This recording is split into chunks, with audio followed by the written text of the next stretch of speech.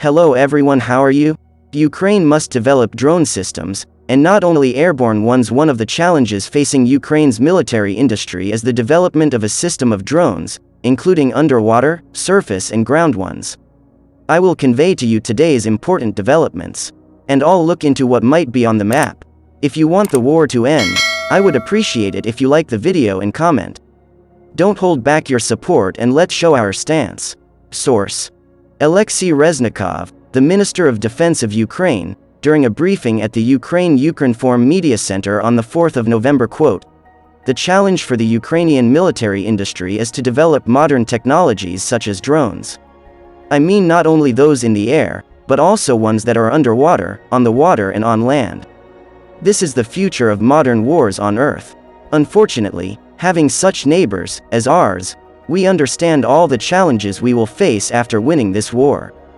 Therefore, we are developing a system of drones, as well as various means of combating enemy drones by shooting them down or taking control of them." Details. Alexei Reznikov also added that another challenge for the military industry is to develop a system for equipment repairs. He pointed out that it should be possible to carry out the simplest repairs on the battlefield, repairs of medium complexity at Ukrainian companies, and the most difficult repairs outside Ukraine, for example, in Poland, Slovakia and the Czech Republic. Drone strikes leave 4.5 meters Ukrainians without power, as Putin ally says Russia is fighting holy war against Satan. President Volodymyr Zelensky accused Moscow of carrying out energy terror, as a former leader of Russia says its forces are engaged in a sacred battle. About 4.5 million Ukrainians have been left without power following continued drone strikes on the country's power network, as an ally of Vladimir Putin claimed Russian troops are fighting a holy war against Satan. Swarms of kamikaze drones have been wreaking havoc on Ukraine's power infrastructure, plunging cities into darkness and leaving homes without electricity. Ukraine and its Western allies have accused Iran of supplying the drones to Russia, but Tehran has denied the charge. Meanwhile, in Russia, celebrations to mark the nation's Day of Unity are expected to take place today. President Volodymyr Zelensky accused Russia of carrying out energy terror, and of trying to humiliate Ukrainians because it cannot defeat them on the battlefield. In his nightly address to the nation, he said, "To endure Russian energy terror and such a challenge is our national task, one of the main ones now. The very fact that Russia resorted to terror against the energy industry shows the weakness of the enemy. They cannot defeat Ukraine on the battlefield, and that is why they are trying to break our people in this way, to humiliate Ukrainians, to strike at the morale of our people, at the resistance of our people. I believe that Russia will not succeed. The European Union is exploring ways to help Ukraine's energy sector following what its energy commissioner said were cruel and inhumane attacks." In Russia, former President Dmitry Medvedev has repeated wild claims that Russian troops are engaged in a sacred war in Ukraine. In a speech marking Russia's Day of National Unity, the Putin ally said the task of the fatherland was to stop the supreme ruler of hell, whatever name he uses, Satan, Lucifer or Iblis. He claimed Russia had different weapons, including the ability to send all our enemies to fiery Gehenna, using a Hebrew term often translated as hell.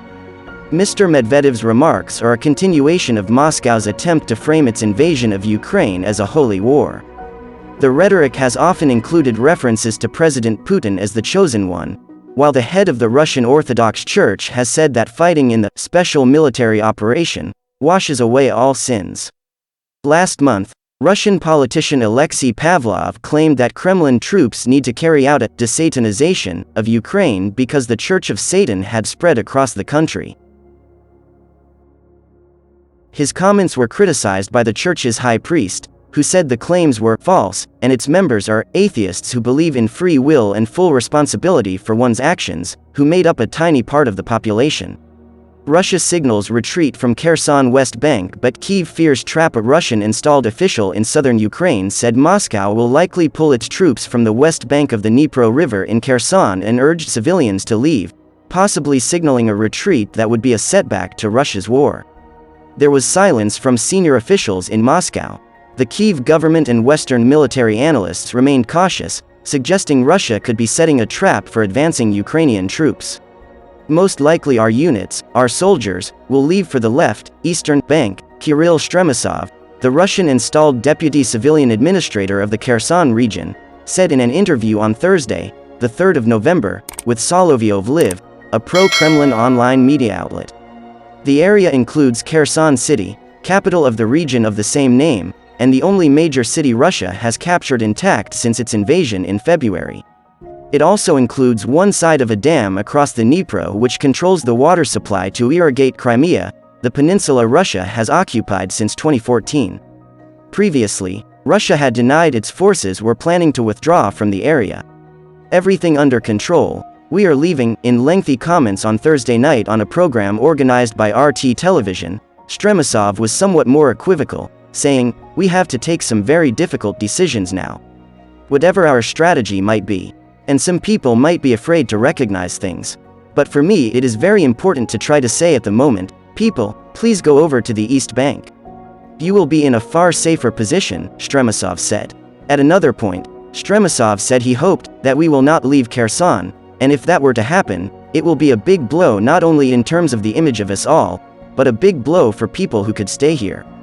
Speculation swirled over whether Russia was indeed pulling out, after photos circulated on the internet showing the main administrative building in Kherson city with Russia's flag no longer flying atop it. Ukraine said those images could be Russian disinformation. Natalia Humanyuk, spokesperson for Ukraine's Southern Military Command, said it could be a Russian trap. This could be a manifestation of a particular provocation, in order to create the impression that the settlements are abandoned, that it is safe to enter them, while they are preparing for street battles, she said in televised comments. More attacks, power cuts over the past 24 hours, Russian forces have launched 3 missile and 16 airstrikes on Ukrainian targets as well as more than 40 shelling episodes, the Ukrainian military said in a statement on Thursday night. On the southern front, Russian fire hit more than 35 towns and there were more than 30 reconnaissance missions by drones, the statement said. Ukrainian aircraft made 12 strikes on 8 Russian-occupied areas where men and equipment were concentrated, hitting 4 anti-aircraft units, the military said. Ukrainian artillery also struck 3 areas with men and equipment and 2 ammunition depots, it said. Reuters was not able to verify battlefield reports. A Ukrainian Foreign Ministry statement accused the Russian authorities of carrying out mass forced movement of residents in Kherson and Zaporizhzhia provinces in the south and Luhansk and Donetsk regions in the east, to the territory of temporarily occupied Crimea or to the Russian Federation. Ukraine has accused Russian forces of war crimes during the 8-month-long war, charges that Moscow rejects. Russia denies deliberately targeting civilians, though the conflict has killed thousands, displaced millions and destroyed cities and towns. Thank you for listening. I will keep you informed of the hottest developments. Don't forget to subscribe to the channel. See you in the next video.